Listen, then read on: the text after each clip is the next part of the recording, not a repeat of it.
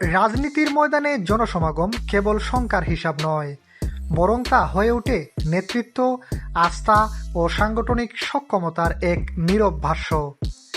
সাম্প্রতিক সময়ে তারেক রহমান ও ডক্টর শফিকুর রহমানের দুটি পৃথক সমাবেশকে কেন্দ্র করে ঠিক এই জায়গাতেই নতুন করে আলোচনা সমালোচনার জন্ম দিয়েছে দেশের রাজনৈতিক অঙ্গন। সিলেটের আলিয়া মাঠে অনুষ্ঠিত তারেক রহমানের সমাবেশ ছিল প্রত্যাশার ভারে ভারাক্রান্ত। দেশের অন্যতম বৃহৎ রাজনৈতিক দলের শীর্ষ নেতৃত্বের কর্মসূচি হওয়ায় স্বাভাবিকভাবেই জনসমুদ্রের প্রত্যাশা ছিল অনেকের। কিন্তু মাঠ পুরোপুরি পূর্ণ না হওয়ায় প্রশ্ন উঠেছে, এটি কি নিছক সাংগঠনিক দুর্বলতা, নাকি বিএনপি যে জনপ্রিয়তার দাবি করে বাস্তবতা তার সঙ্গে পুরোপুরি মেলে না? কিন্তু সেদিন আজকের এই রাজনৈতিক দলটি কাদের পক্ষ নিয়েছিল? যারা বাংলাদেশকে স্বাধীন হতে দেয় নাই তাদের পক্ষ নিয়ে তাদেরকে দেখার কথা বলছে। রে ভাই, এদেরকে তো আমরা 50 বছর আগে দেখেছি, তাদের ভূমিকা দেশের বিরুদ্ধে ছিল। কাজে নতুন করে আর দেখবার কিছু নাই তাদেরকে।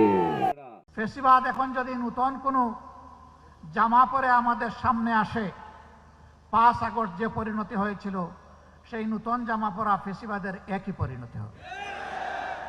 তাদের নাম হচ্ছে ভোট ডাকাত। আপনারা কি নতুন কোনো ভোট ডাকাত দেখতে চান?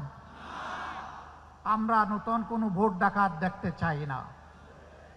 রাজনৈতিক বিশ্লেষক ও সাধারণ মানুষ দুপক্ষই বিষয়টিকে হালকাভাবে নিতে পারছে না। অন্যদিকে মিরপুর 10 এলাকায় ঢাকা 15 আসনে ডক্টর শফিকুর রহমানের সমাবেশ এক ভিন্ন চিত্র উপস্থাপন করেছে।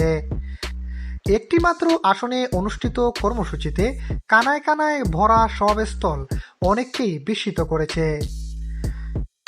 সামাজিক যোগাযোগ মাধ্যমে এ নিয়ে আলোচনা দ্রুত ছড়িয়ে পড়ে।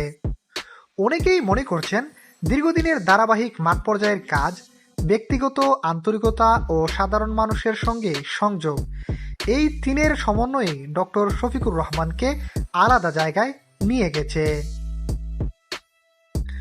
এ দুটি সমাবেশ রাজনীতিতে একটি মৌলিক প্রশ্ন সামনে এনে দিয়েছে। নেতৃত্ব কি কেবল দলের আকারে নির্ধারিত হয়, নাকি মানুষের স্বতঃস্ফূর্ত অংশগ্রহণই আসল মানদণ্ড?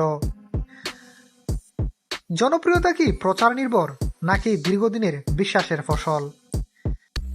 শেষ পর্যন্ত রাজনীতির এই হিসাব নিকাশের চূড়ান্ত রায় দেবে জনগণই। মাঠের বীর হয়তো সবকিছু নয়, তবে তা যে রাজনৈতিক বাতাসের দিক নির্দেশ দেয় তা অস্বীকার করার সুযোগ নেই।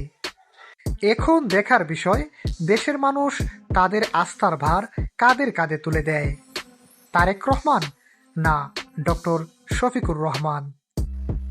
এম এ আহমদ, দৈনিক বর্তমান বাংলা।